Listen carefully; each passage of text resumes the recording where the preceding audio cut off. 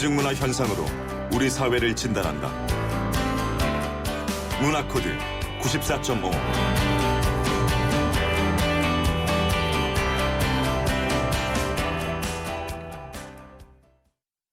네, 뉴스 안에 담긴 다양한 대중문화의 코드를 읽어봅니다. 문화코드 94.5. 오늘은 김성수 문화평론가와 함께합니다. 자, 요즘 요생남이라고 해서 요리하는 남자가 각광을 받고 있는데요. 김성수 문화평론가님 평소에 요리 좀 하십니까? 예, 제가 사실은 요생남들이 뜨기 전에는 요리를 좀 한다고 말을 하고 다녔었거든요. 네. 그런데 이제는 요리를 잘한다는 말을 할 수가 없게 됐습니다.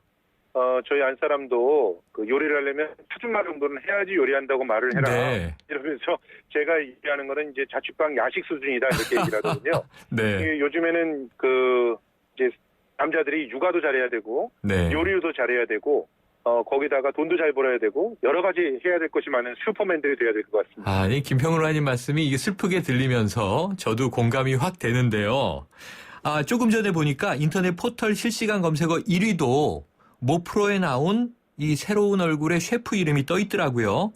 자, 요즘 예능 프로그램 보니까 셰프라고 불리는 요리사들이 정말 많이 나오는데 셰프 열풍 어느 정도입니까? 지금 웬만한 채널들에서는 다들 이제 쿡방이라고 해서 요리를 직접 만드는 프로그램을 하거나 네. 혹은 자기네 예능 코너 안에서 요리 만드는 어떤 사람들이 있거나 네. 아니면 요리와 관련돼 있는 프로그램을 하거나 하고 있습니다. 네.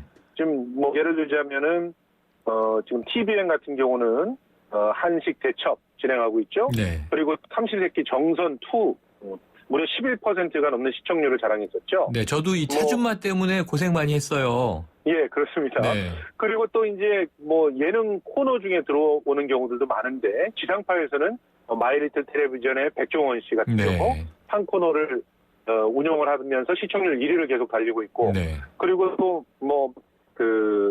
정글의 법칙에서도 아예 셰프 레이먼드 킴이 가가지고 정글에서 잡아온 걸 가지고 요리를 거기서 만들어주지 않습니까? 그렇군요.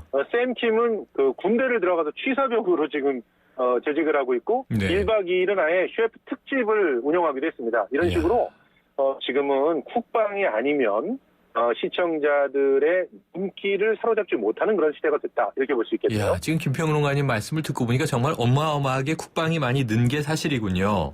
예. 자, 그런데 뭔가 좀 이상해진 것이요. 이 여자 셰프는 거의 찾아보기가 힘듭니다. 예전에 TV 요리, 음식 프로그램 생각해보면 이 엄마같이 푸근한 인상의 요리 연구가분들이 나오셔서 그렇죠. 이렇게 만들어 보세요. 이런 요리가 몸에 좋습니다. 하는 형식이 많았는데 지금 셰프 열풍을 보니까 다 30, 40대 남자 셰프가 주네요. 이 이유가 그렇죠. 뭡니까? 몇 가지 정리할 수가 있겠습니다. 네. 일단 첫 번째로는 남녀 사이의 양성 평등이 이루어지면서 서로가 이제 특정한 직업이 어울린다 혹은 특정한 역할이 성적인 역할이 어울린다라고 하는 그런 선입견들이 깨졌어요. 네. 그렇게 깨지다 보니까 자연스럽게 남자 요리사가 등장하게 됐다. 이런 분석들이 있고요. 네. 그리고 또 두 번째로 너무나 1인 가구들이 많고 핵가족화되어 있는 그런 사회다 보니까 자기 요리 정도는 자기 식사 정도는 자기가 요리해서 먹어야 되는 그런 숙명에 내몰리게 되는 그런 네. 상황들이 숙명적인 현상이군요. 예, 그리고 또 세 번째로는 이것이 사실은 굉장히 큰 욕망의 어떤 산물이다 이렇게 보는 건데요. 네. 실제로 지금 우리가 떠올리는 요생남들이 되려면 일정한 경제적인 토대를 갖고 있어야 되고 네. 일정한 문화적인 수준의 교양이 있어야 됩니다. 네. 그리고 상당히 다양한 나라의 입맛들을 알아야 되기 때문에 네. 해외여행이나 이런 것들은 기본이겠죠. 네. 그러면서 시간이 좀 있어야 돼요. 이러려면은 정말 진정한 성공한 사람들, 상위 1%가 아니면 이런 남자 요리의 정수를 만날 수가 없는 거죠. 그러면 결과적으로 우리는 TV를 통해서 이런 1%의 남자들과 만나고 있는 것이고 그 중간에 서 있는 그런 사람들이 셰프들이다 이렇게 볼 수가 있겠습니다. 그렇군요. 그래서 보면은 이탈리아 유학이냐 프랑스 유학이냐 이런 얘기 나오고요. 그렇죠. 이 미슐린 평점 몇 점에 이제 레스토랑에서 일했던 이런 경력들이 붙지 않습니까? 그렇죠. 자, 그래서 이런 셰프 열풍을 두고 각박하고 살기 힘든 현실이 만들어낸 문화 현상이다. 그럼 이게 판타지인가 싶은데 이런 이야기 어떻게 생각하십니까? 저는 그 부분에 거의 동감을 하고 있는데 우선 네. 이제 먹방에서 쿡방으로 우리가 옮아갔잖아요. 그렇죠. 근데 먹방이 사실은 먹지 못하는 세대들의 욕망을 반영하고 있는 거거든요. 네, 가난했던 우리- 세대. 네.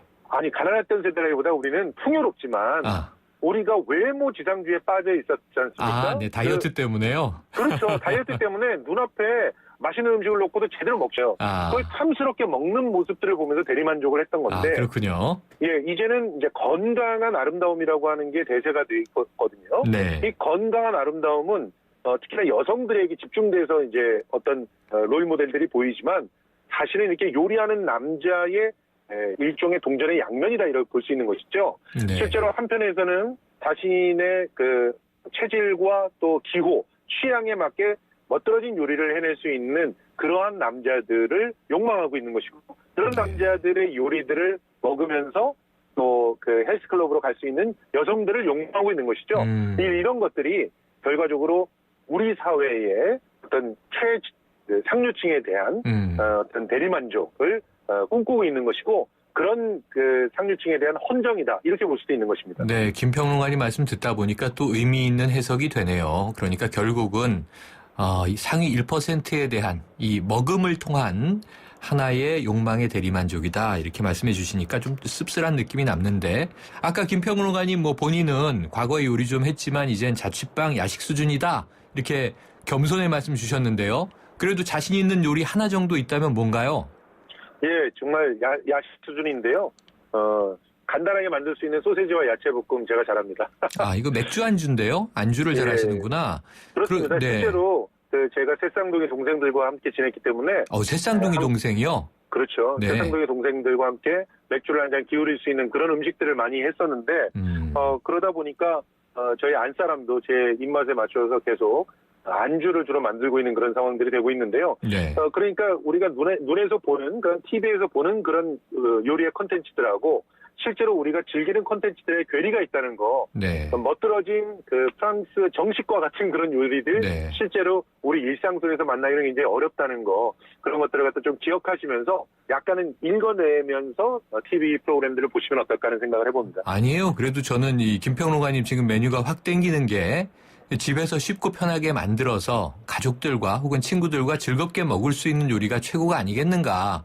또 이제 우리가 TV 브라운관을 통해서 보는 대리만족은 대리만족이고 그런 생각을 하게 되는데 예, 자, 우리 이 예. 정면승부 프로그램이 8시에 끝나니까 다 저녁 식사가 늦거든요. 오늘 저녁에 네. 메뉴를 하나 추천해 주신다면 어떤 게 있을까요?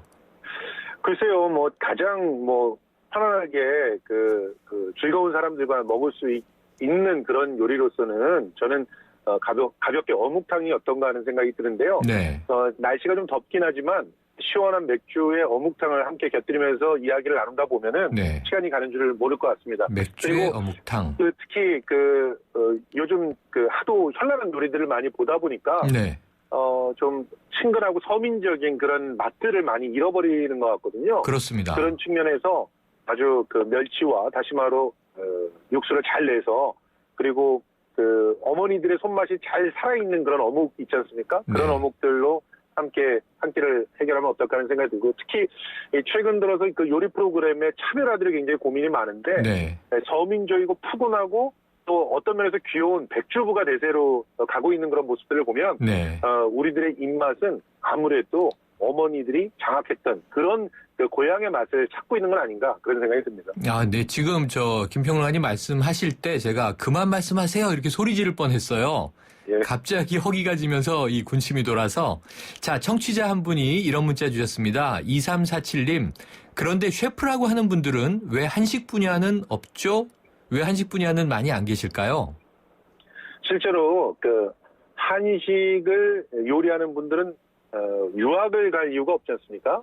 국내에서. 네. 예, 그렇습니다. 그러다 보니까 우리 셰프를 소비하는 그런 어떤 패턴에 욕망이 들어가 있다고 말씀드린 것처럼 네. 셰프들이 우리를 만족시키려면 1%의 상위층과 연관돼 있어야 되고 네. 그러려면 프랑스든 이태리든 어디든 외국을 가서 그들의 어떤 최정상의 요리들을 할 수 있는 그런 사람들이 소비가 되는 것이라서요. 네. 한식 요리사들은 그런 분들이 없기 때문에 아직까지도 훌륭한 남자 요리사들이 잘 안 보이고 요리 연구가라고 하는 그런 분들에게 자리를 뺏기고 있는 게 아닐까 하는 생각이 듭니다. 국내파가 소외된다. 또 한번 씁쓸해지는데요. 자, 그렇다면 당분간 이 셰프 열풍은 계속될까요? 혹은 예. 오디션이나 외국인 프로그램 열풍처럼 방송가를 휩쓸고 그냥 지나가는 트렌드로 남게 될까요? 어떨 것 같습니까?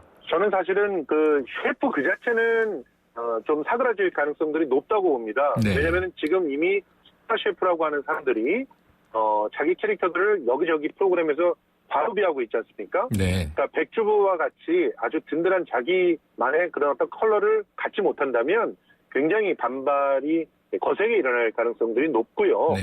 그 대신 요리를 직접 하고 그 요리에 담겨있는 지혜와 문화를 나누는 그런 트렌드는 굉장히 오래 갈 것 같습니다. 네. 그런 것들은 실제로 지금 우리의 문화가 완전히 변했기 때문에 그런 거거든요. 네.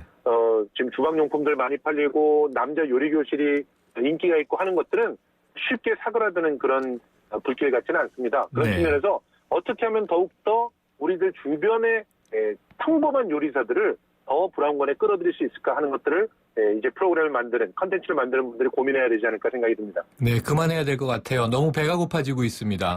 오늘 예. 말씀 감사합니다. 고맙습니다. 지금까지 김성수 문화평론가였습니다.